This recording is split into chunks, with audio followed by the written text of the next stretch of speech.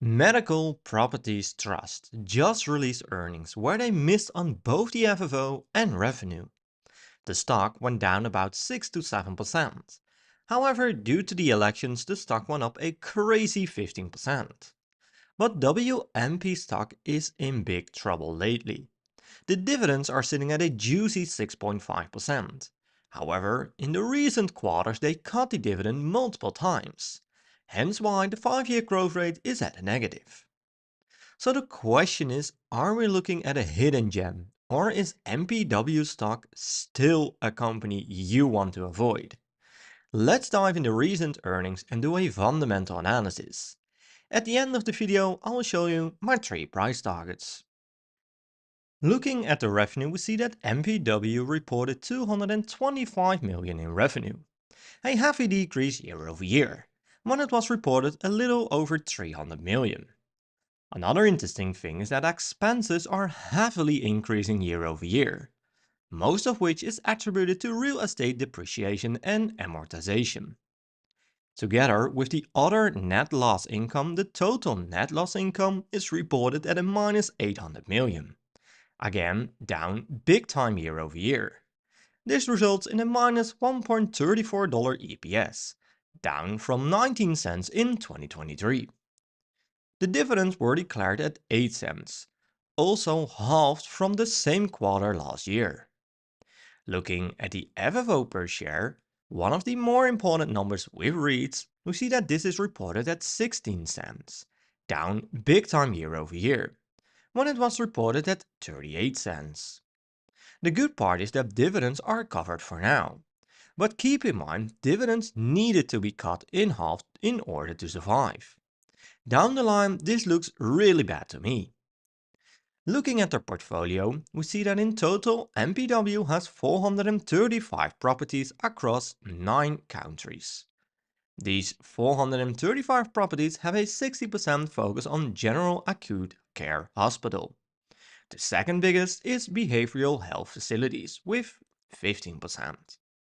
Looking at the geo breakdown, we see that the US is by far the biggest with 56%. UK is second with 25%. Texas is the biggest state with 9.1%, and to me this looks pretty good. I prefer a maximum of 10% here for the biggest state. And now that we know more about the company, it is time to check the fundamentals of this stock. But first, if you made it this far into the video, I want to thank you a lot for watching this video. Make sure to subscribe to my channel to receive multiple analysis every week. And also join my Discord channel for free to meet other people within the community to talk about stocks. It's completely free, so don't miss it out. Let's continue by diving into the fundamentals. MPW is a 2.95 billion market cap company. PE ratio is not a fair metric to use with REITs, so I'll be using the price to FFO instead.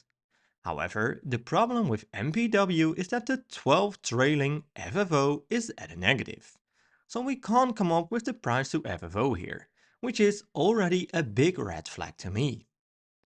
Later in this video I will show you my 3 price targets for MPW stock, so make sure to watch until the end. Revenue is at 1.42 billion, and in this graph we see that revenue used to go up, but it is coming down big time lately. And the problem here is that revenue keeps on decreasing, so another big red flag to me. We see that margins jumped off a cliff as well. Both the operating margin and net margin are at a negative right now. The positive part is that gross margin increased a little bit lately.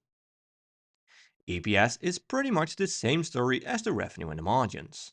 For REITs it is always a bit diluting, but this trend is something that I really don't like. Analysis expected in the coming years, EPS will go up to $0.35 per share. Of course, big problems in 2024 and recovery in 2025. However, from 2026 on again, it is expected to decrease.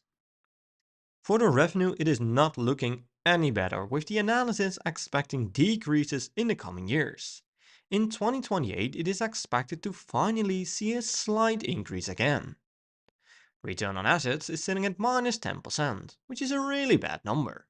Return on equity is also looking really bad, and the most important number, return on invested capital, is sitting at 0.39%, which is a really low number. It is also lower versus the 5-year average, so that is also something that I don't like. Current ratio is at 2.38, which is a decent number. So this is actually recovering a little bit lately. And right now MPW has 9.2 billion in debt.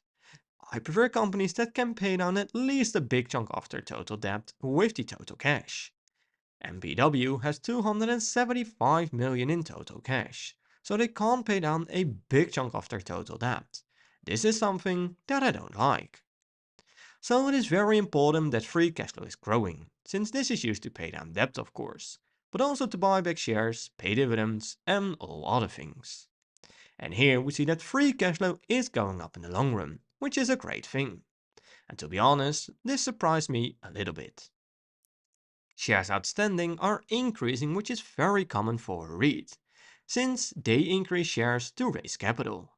However, in the recent years they didn't really increase shares, which is very interesting. And when shares outstanding are decreasing, it increases your ownership in the company, increases the EPS, lowers the PE ratio, and makes it easier to maintain and increase the dividends. And since we're talking about dividends anyways, this is where things get really interesting. MPW is known for paying a dividend yield around 15%.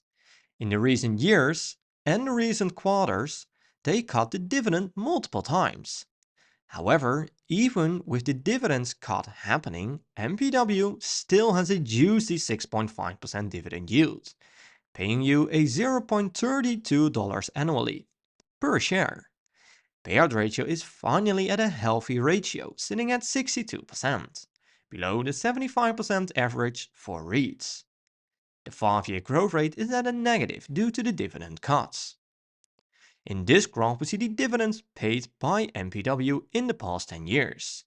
They used to increase their dividends at a pretty decent rate. However, as told multiple times now, they cut the dividend more than once recently.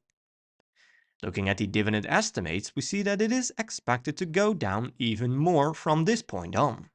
So be warned, it is not looking any good for this company and their dividends.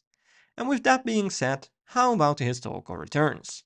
Was there any value in holding MPW over the past couple of years? I decided to compare MPW stock with the overall market, in this case the S&P 500. And this says it all in my opinion. On the 5-year chart we see that MPW underperformed the S&P 500 big time, with a minus 63% return including dividends. The S&P 500 is sitting at a 110% return. On the 1-year chart it looks pretty similar, with MPW sitting at a 13% return. The S&P 500 is sitting at a 39% return. Again, a big difference.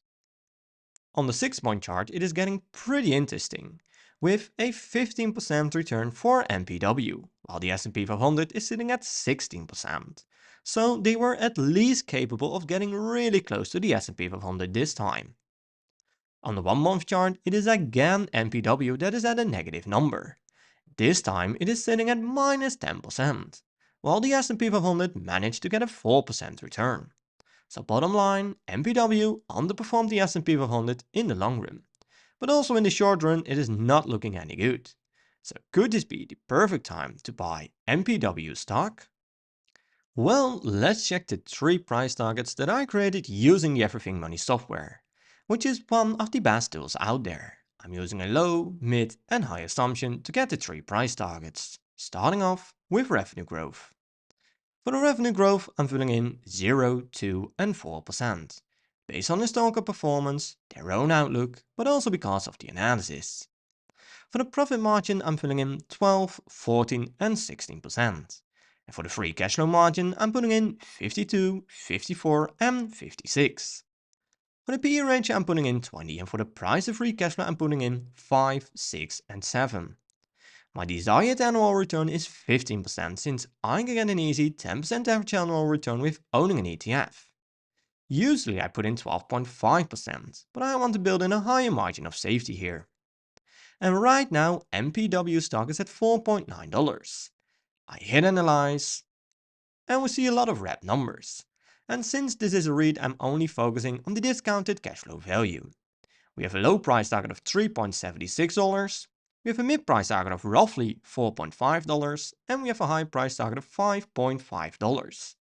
And to me, the low to mid price target is the most justified here, indicating that this stock is overvalued based on these numbers.